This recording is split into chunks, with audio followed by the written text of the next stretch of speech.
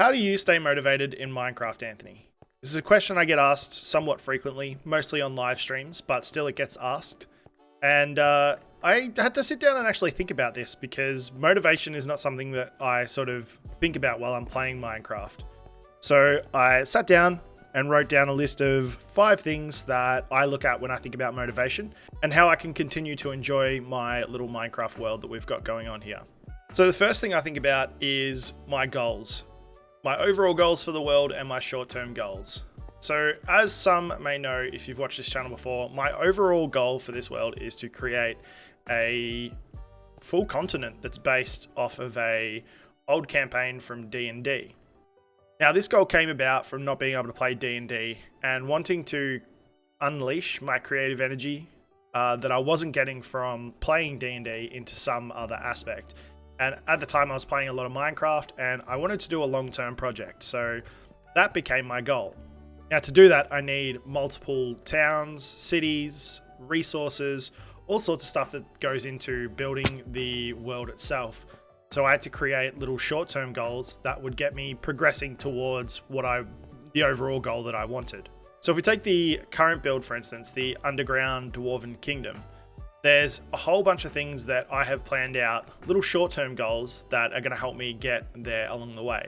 These can be digging out the area for the kingdom itself. It can be the different farms that we need to get the blocks to build the kingdom. It can be planning out little story areas like our little quarry over here and the little details that I'm planning on putting in around here to tell this story, as well as a new tower that I've just figured out that's going to be the power source as to how they control the 2 volcanoes that we're going to be building.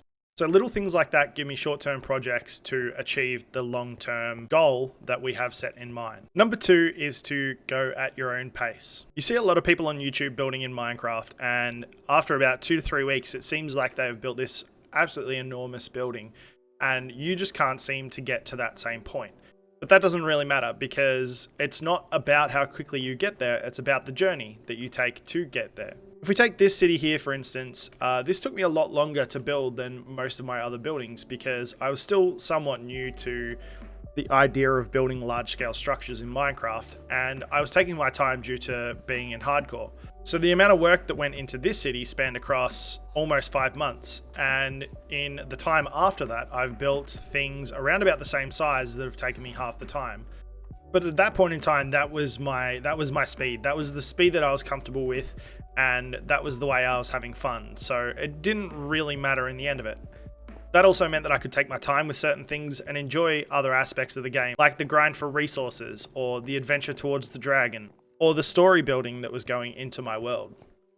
It just makes it so that you're not rushing anything, and then when you finish up, you're not guaranteed, but more likely to enjoy the road a little bit more and also look back and enjoy your builds because they did take time and you put in a lot of effort for them.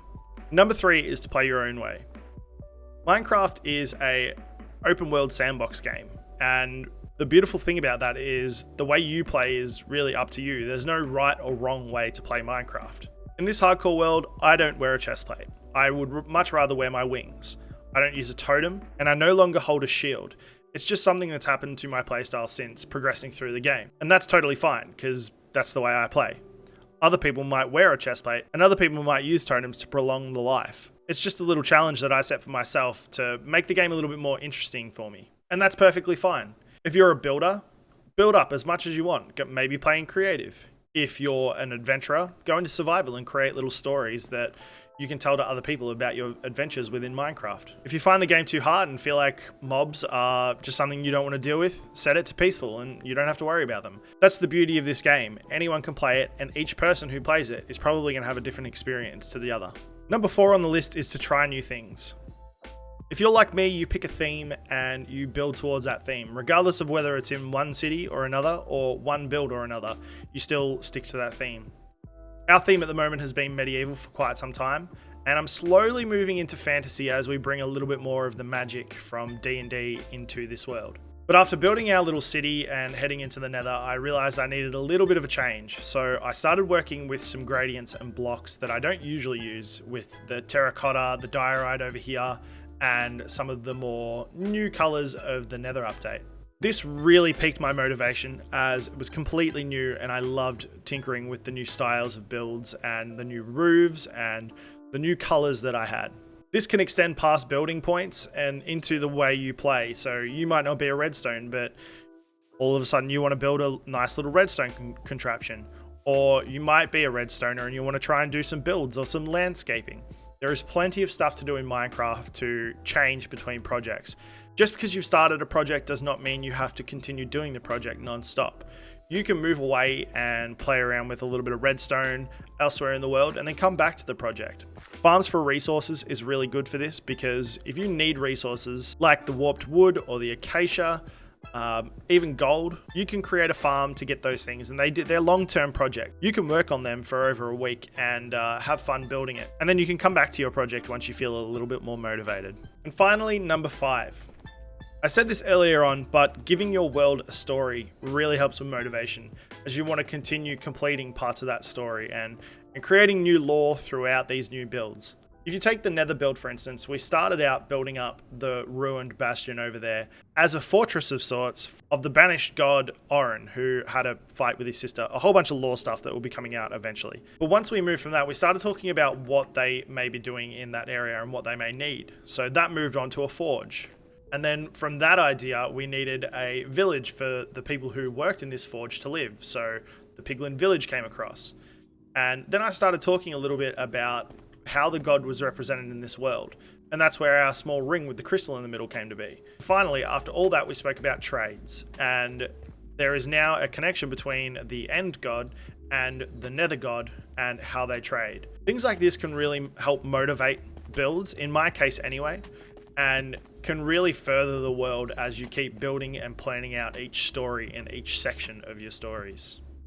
A couple of extra things I'd like to add in is that just remember that this is a game and it's made for you to have fun. So above all else, you should be enjoying your time on Minecraft and having fun in any way that is.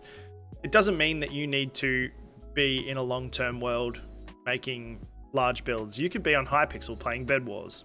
It doesn't matter. It doesn't matter what you're interacting with. It just matters that you're having fun with a game that is absolutely amazing. The second thing is that motivation for long worlds is only needed if you want to make a long world. Just because everyone else is doing it doesn't mean that you have to do it. If you create a small world, make a big build on it, and then say, all right, I'm finished with this world, I'm going to start again. There's no problem with that. Like I said, it's the way that you enjoy the game that's important. Well guys, I hope this has helped a little bit with motivation. It's a hard topic to talk about because everyone's different and everyone's looking for something different within the Minecraft world. I hope the tips have helped. They're just some things that I think of when I'm looking at long-term worlds. And let me know down in the comment section if you've got any ways that helps you motivate yourself when it comes to long-term projects. Anyway, that's all we've got time for today. Thank you so much for watching, and like I said, I hope this helps. All right, bye for now.